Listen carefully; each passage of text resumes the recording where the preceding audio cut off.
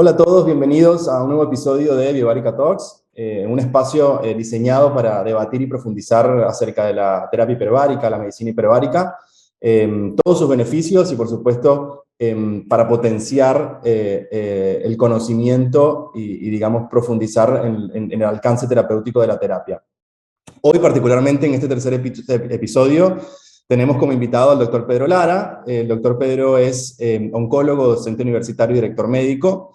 Además, el doctor Lara, por supuesto que vamos a estar conversando con él de toda su experiencia y cómo ha logrado involucrar la terapia hiperbárica en su práctica, pero también nos va a presentar y nos va a hablar un poco de su último trabajo, el cual fue publicado recientemente. Hola doctor, ¿cómo está? Bienvenido. Hola, buenos días. Bien, Doc, bueno, gracias por acompañarnos, por aceptar la invitación.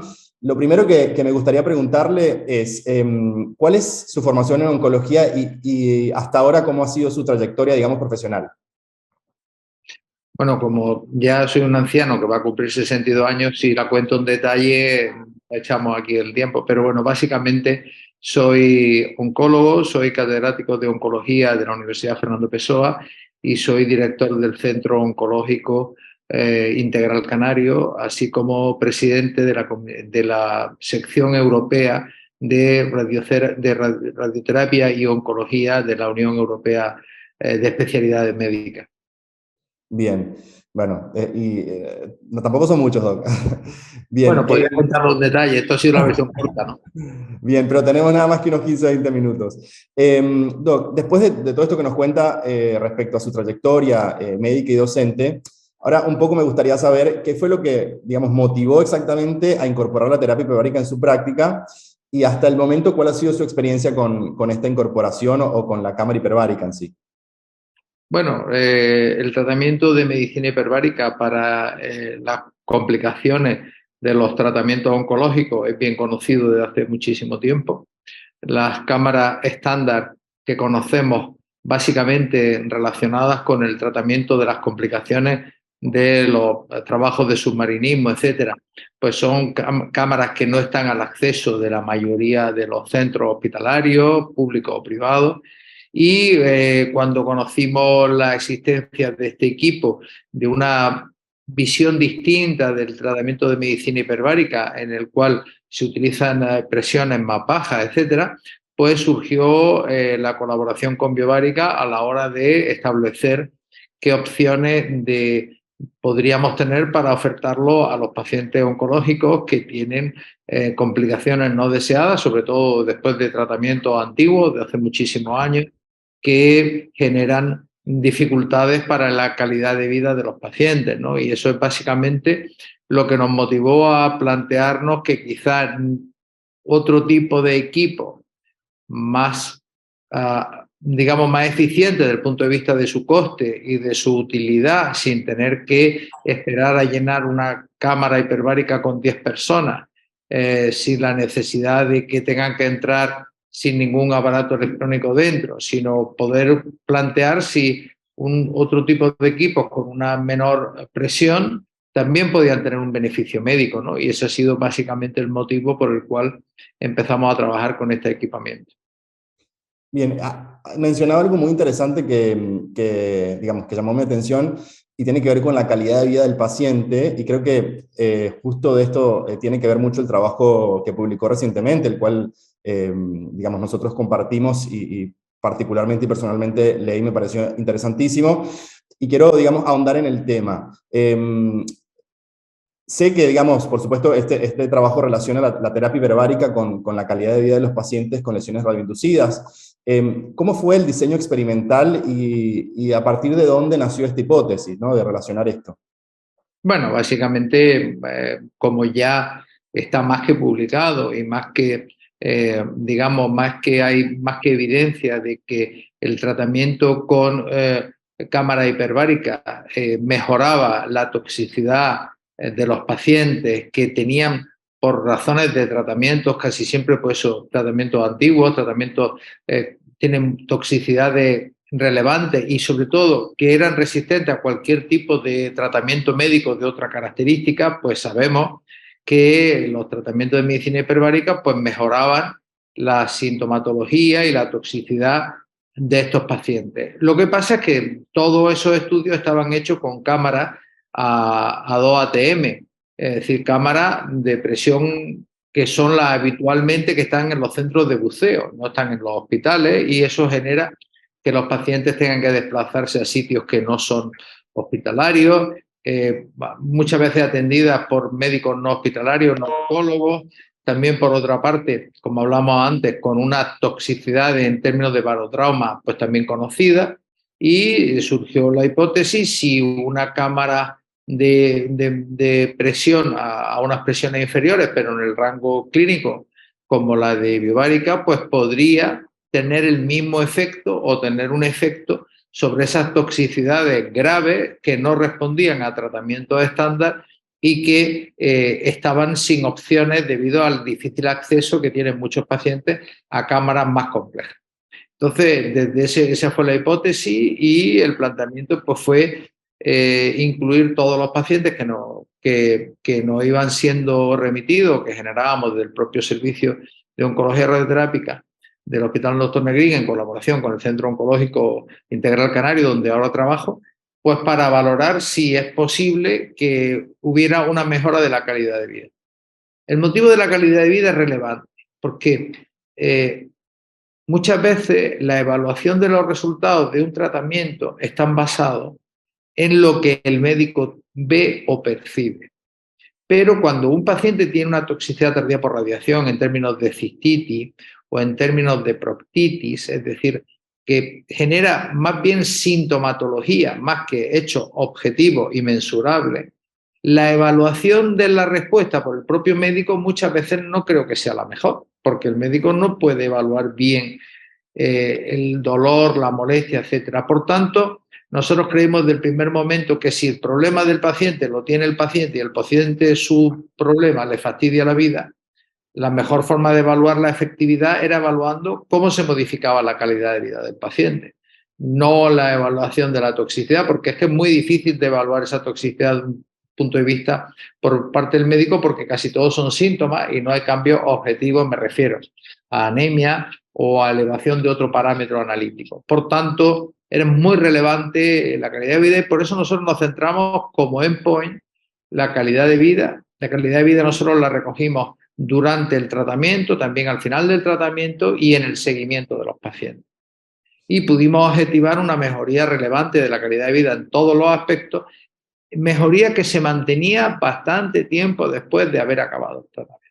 Por tanto, nosotros estamos muy contentos porque hay un artículo que se ha publicado en una revista de alto impacto en el mundo de la radioterapia europea, una revista de más de 4 puntos de Impact Factor, y que yo creo que de alguna forma sienta las bases de que a lo mejor no es necesario tratar a los pacientes con cámaras de 2 ATM para obtener beneficios médicos que son relevantes. Bien, aprovecho para decir que el trabajo va a estar también disponible a través de nuestra plataforma, así que pueden, digamos, ubicarlo por allí.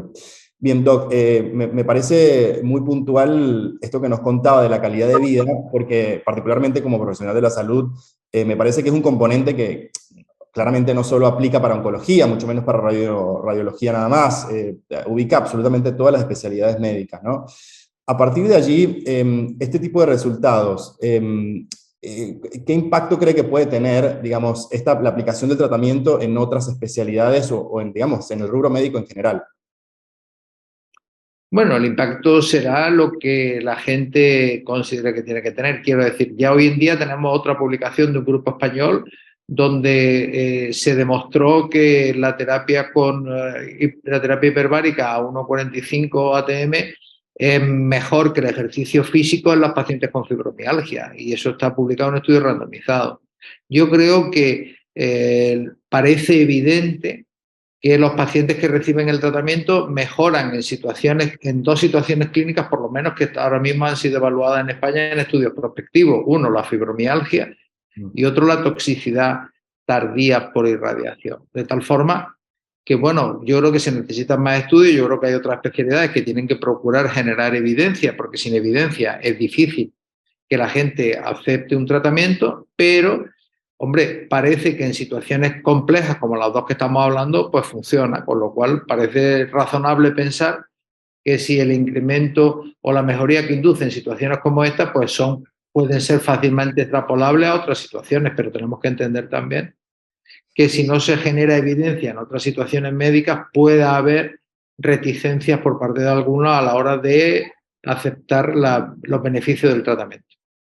Justo me respondía la siguiente pregunta que tenía que ver con eso. ¿Cuál sería, digamos, el siguiente paso para aportar? Que estoy de acuerdo que, por supuesto, generar evidencia, pero un poco me deja en el aire. Usted siente, digamos, que la terapia hiperbárica debería penetrar incluso a niveles mucho más bajos de la medicina, de la formación general de la medicina. O sea, ¿cuál sería el mensaje respecto a la terapia hiperbárica para sus colegas y los profesionales que se están formando actualmente?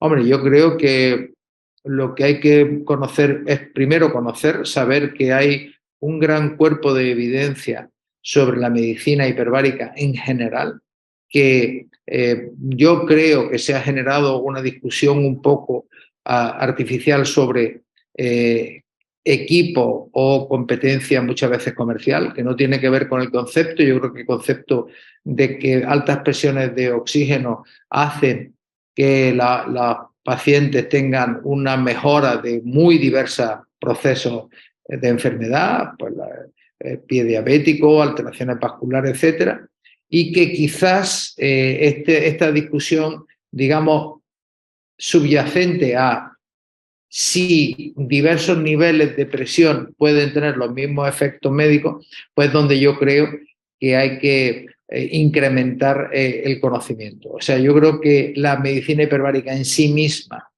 de forma general, ha demostrado ya beneficio en muchísimas situaciones de enfermedad distintas. Eso están en los Cochrane Reviews o en otros tipos de metaanálisis donde está más que claro cuál es el papel de la medicina hiperbárica para el tratamiento de la enfermedad en general en el ser humano.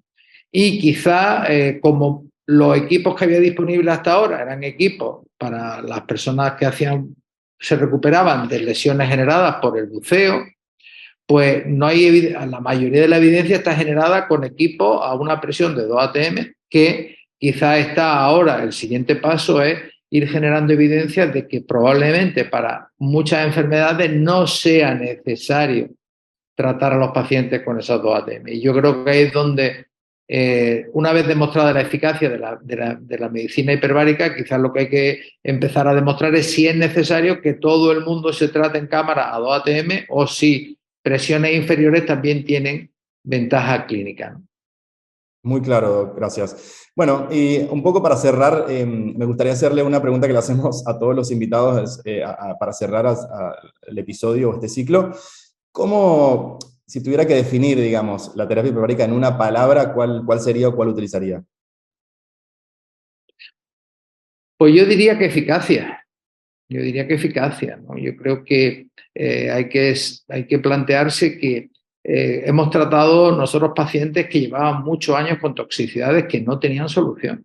Es decir, nosotros los pacientes de nuestro estudio son pacientes que tienen necrosis cerebral o que tienen cistitis o que tienen proctitis de larga evolución sin que los tratamientos habituales hubieran servido, ¿no? Y aquí lo que nosotros mostramos es una mejoría de la calidad de vida altamente significativa en todos los aspectos, menos los aspectos económicos, donde, bueno, es lógico que en España, en un sistema donde no se paga, pues no haya una ventaja económica tan relevante, pero una ventaja muy importante en el sistema, en la sensación global de salud, pero sobre todo también en aspectos como que tienen que ver los aspectos sociales y en los aspectos sintomáticos. Por tanto, yo creo que la palabra que la puede definir es eficacia. Muy bien. Bueno, doctor, muchísimas gracias. La verdad que un lujo tenerlo de invitado, contar con usted, con su trayectoria y sobre todo explicarnos un poco los resultados del trabajo que, por cierto, va a estar en la descripción de este video, así que va a estar totalmente disponible para que puedan chequearlo. Doctor, nuevamente muchísimas gracias. Nos vemos en una Gracias. próxima oportunidad y a todos ustedes los esperamos en el próximo episodio, así que chao, chao.